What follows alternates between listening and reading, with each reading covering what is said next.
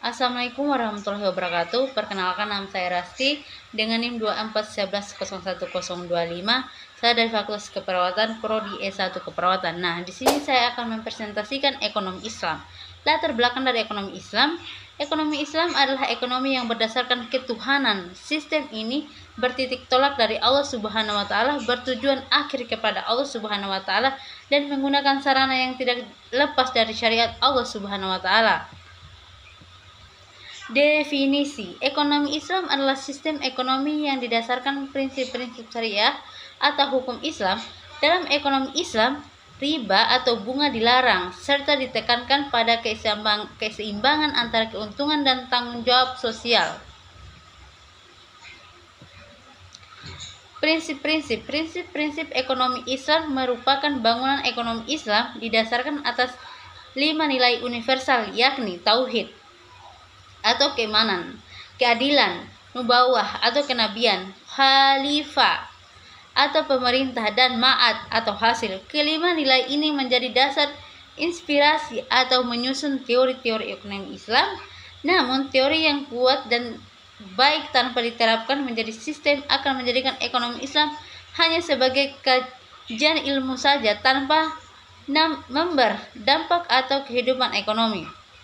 Karena itu, dari kelima nilai-nilai universal tersebut dibangunlah 3 prinsip derivatif yang menjadi ciri-ciri dan cikal bakal sistem ekonomi Islam. Ketiga prinsip derivatif adalah multiple ownership, freedom to act, dan social justice.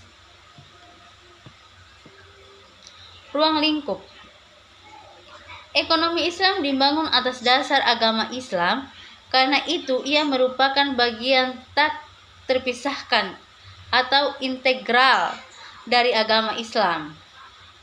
Sebagai derivasi dari agama Islam, ekonomi Islam mengikuti agama Islam dalam berbagai aspeknya. Islam adalah sistem kehidupan, way of life, di mana Islam telah menyiapkan berbagai perangkat aturan yang lengkap bagi kehidupan manusia, termasuk dalam bidang ekonomi. Transaksi yang dilarang dalam ekonomi Islam. 1. Tadlis. Tadlis adalah situasi di mana salah satu dari pihak yang bertransaksi berusaha untuk menyembunyikan informasi dari pihak yang lain. 2. Ihtikar. Ihtikar adalah situasi di mana produsen atau penjual membuat hambatan untuk mengambil keuntungan di atas keuntungan normal.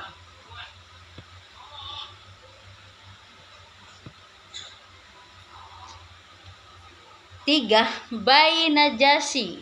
Bai najasi adalah kondisi di mana konsumen atau pembeli menciptakan permintaan palsu. Ini menyebabkan seolah-olah ada banyak permintaan terhadap suatu produk sehingga harga jual produk akan naik. Ketika harga naik, pembeli kemudian akan membalas kembali barang yang sudah dibeli sebelumnya untuk meraup keuntungan tinggi.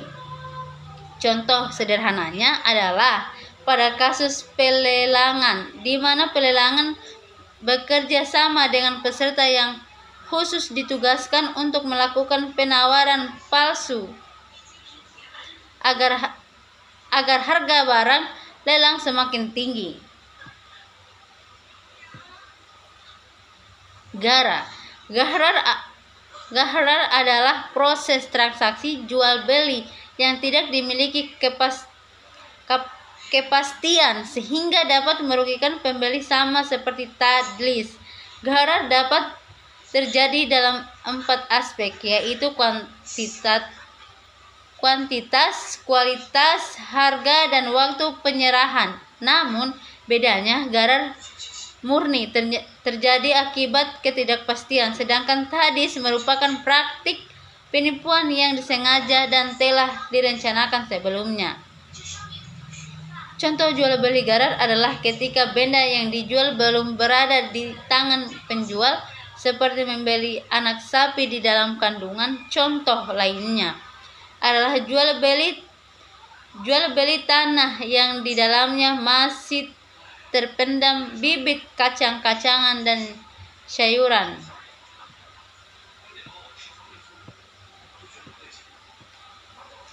Kesimpulan, ekonomi Islam dapat dirumuskan sebagai sebuah sistem ekonomi yang berlandaskan pada prinsip-prinsip syariah, yaitu aturan-aturan yang ditetapkan dalam Al-Quran dan hadis. Ekonomi Islam menekankan keadilan, keseimbangan, dan distribusi kekayaan yang merata. Tujuan utama ekonomi Islam bukan hanya untuk mengejar keuntungan materi semata, tetapi juga untuk mencapai kesejahteraan sosial dan moral. Beberapa prinsip penting dalam ekonomi Islam adalah larangan riba atau bunga yang dianggap sebagai eksploitasi dan ketidakadilan dalam transaksi finansial.